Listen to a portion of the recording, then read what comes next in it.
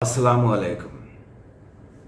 আপনারা জানেন যে সংস্কার কমিশন গঠন করা হয়েছিল বিভিন্ন ইস্যুতে এবং রাষ্ট্রের বিভিন্ন সংস্থা, বিভিন্ন প্রতিষ্ঠান এবং সংবিধান সংস্কারের জন্য এই কমিশনগুলো গঠন করা হয়েছিল। সেই কমিশনগুলো প্রতিবেদন দিয়েছে। সেই আলোকে রাজনৈতিক দলগুলোরও মতামত চাওয়া হয়েছিল সংস্কারের জন্য কোন কোন জায়গায় আসলে সংস্কার করা যায়।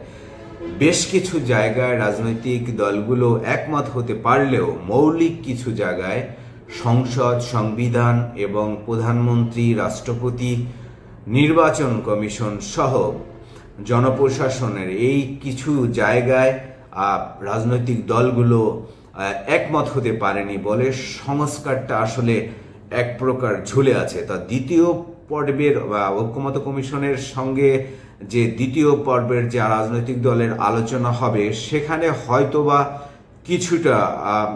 কিছুটা ঐক্যমত হতেও পারে বা একমত রাজনৈতিক দলগুলো হতেও পারে, কিন্তু মোটা দাগে প্রধানমন্ত্রী কত বছর ক্ষমতায় থাকবেন বা কত বছর পর পর নির্বাচন করতে পারবেন, কয়বার তিনি প্রধানমন্ত্রী হতে পারবেন, এমপিদের ক্ষমতা কি ধরনের হবে, তারপরে আপনার পার্লামেন্টের ধরন কি রকমের হবে, তারপরে আপনার সংসদ নেতা, রাজনৈতিক দলের প্রধানমন্ত্রী একই সঙ্গে একজন ব্যক্তি হতে পারবেন কিনা, রাষ্ট্রপতি এবং প্রধানমন্ত্রীর ক্ষমতায় কি রকমের ভারসাম্য আনা হবে, বিচার ব্যবস্থা স্বাধীনকল্পের কিছু সংস্কারের কথা রয়েছে, নির্বাচন কমিশনের জবাবদিহিতা এবং তাদের নিয়োগ, তাদের আচরণবিধি লঙ্ঘন করলে তাদের পানিশমেন্ট সব বিভিন্ন বিষয় নিয়ে যে দ্বিমতের জায়গা তৈরি হয়েছে। অর্থাৎ বড় যে জায়গাগুলোতে সংস্কারের কথা অন্তর্বর্তীকালীন সরকার এবং মানুষ দাবি করেছিল সেই জায়গাগুলোতে রাজনৈতিক দলগুলো আসলে ঐক্যমত হতে পারছে না। এই কারণে আসলে সংস্কারটাও দ্রুত হচ্ছে না। অর্থাৎ প্রথম বৈঠক ইতিমধ্যে ঐক্যমত্য কমিশনের সঙ্গে শেষ হয়েছে রাজনৈতিক দলগুলোর।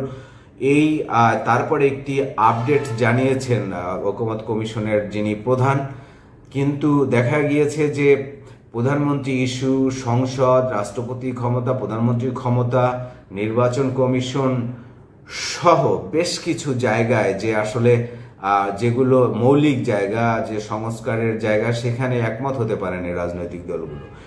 সেজন্য ঐক্যমত্য কমিশনও এখন পর্যন্ত এই বিষয়ে উপসংহারে আসতে পারেনি। আজকের তারা একটি আপডেট বা অগ্রগতি জানিয়েছেন দেশবাসীকে যে কোন কোন জায়গায় রাজনৈতিক দলগুলো একমত হয়েছে এবং কোন কোন জায়গায় তারা একমত হতে পারেননি।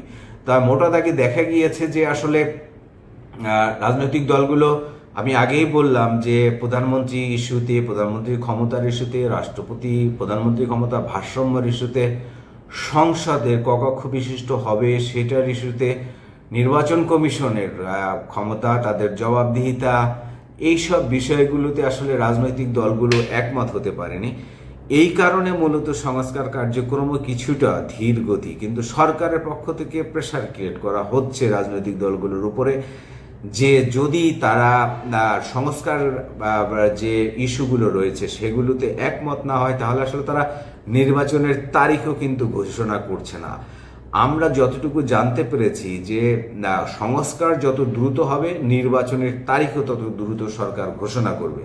এই সরকার, অন্তর্বর্তীকালীন সরকার চাচ্ছে যে সংস্কার কার্য, মানুষের যে দাবি, সংস্কার কার্যক্রমটা দ্রুত শেষ হোক, এরপরে আপনার তাহলে তারা দ্রুত নির্বাচনের দিকে যেতে পারে। মূল ইস্যুতে সংস্কার করার প্রস্তাবে ঐক্যমত রাজনৈতিক দলগুলো না হয় সেটিও ঐক্যমত্য কমিশন দেশবাসীকে জানিয়ে দিবে বলে তারা ঘোষণা দিয়েছেন। এর মধ্যে দিয়ে কিন্তু বোঝা যাচ্ছে যে কোন দল কোন ইস্যুতে রাজি নয় সেটা কিন্তু ঐক্যমত্য কমিশন জানিয়ে দিয়ে রাজনৈতিক দলগুলোর উপরে একটা প্রেসার ক্রিয়েট করে রাখছে যে রাজনৈতিক দলগুলো যদি সংস্কার ইস্যুতে রাজি না হয় তারা একটা দেখা যাবে যে নাগরিকদের একটা চাপ তারা অনুভব করবে এবং সেই চাপটাই এই অন্তর্বর্তীকালীন সরকার বা ঐক্যমত্য কমিশন দিতে চাচ্ছে এবং সেই চাপ দিয়েই তাদেরকে সংস্কারগুলো করাতে চাচ্ছে বা রাজি করাতে চাচ্ছে। তো সেইটা যত দ্রুত হবে নির্বাচনের তারিখ হয়তো বা তত দ্রুত হতে পারে বলে অনেকেই রাজনৈতিক বিশ্লেষক এবং সমালোচকরা আলোচনা করছে আমরা দেখছি। এবং এটি হয়তোবা সরকার হয়তো প্রকাশ্যে বলছেন না যে রাজনৈতিক দলগুলো কোন কোন ইস্যুতে সংস্কারে রাজি হচ্ছে না, কিন্তু তারা একটি ঐকমত্য কমিশনের যে বার্তা স্পষ্ট, যে তারা কিন্তু ঘোষণা দিয়েছে যে রাজনৈতিক দলগুলো কোন কোন ইস্যুতে সংস্কার করতে রাজি হচ্ছে না তা তারা প্রকাশ্য করে নাগরিকদের জানিয়ে দিবেন।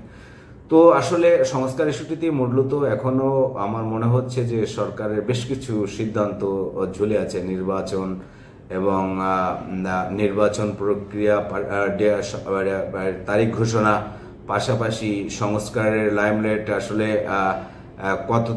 কবে শেষ হবে সেই বিষয়গুলো যদি দ্রুত রাজনৈতিক দলগুলো সিদ্ধান্ত আসতে পারতো এইসব বিষয় নিয়ে, তাহলে হয়তো আমরা সংস্কারও দ্রুত দেখতাম, নির্বাচনও দ্রুত দেখতাম। যাই হোক, দেখা যাক আসলে আগামীতে কিভাবে এই সমস্যার সমাধান করে সরকার, রাজনৈতিক দলগুলো। সেই পর্যন্ত ভালো থাকুন, আল্লাহ হাফেজ।